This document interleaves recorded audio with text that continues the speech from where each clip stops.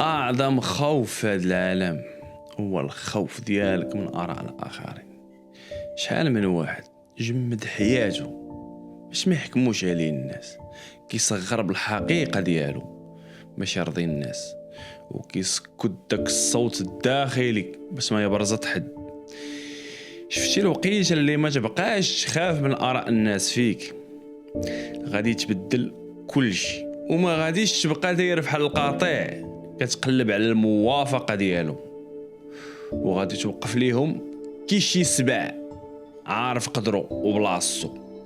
خاص غير الشجاعة، والشجاعة كتبدا منين كتختار راسك على الضوضاء ديال الآخرين، وعرفتي منين غادي تذوق الحلاوة ديال هاد التحرر. ما غاديش يبقى يأثر فيك كلام الناس.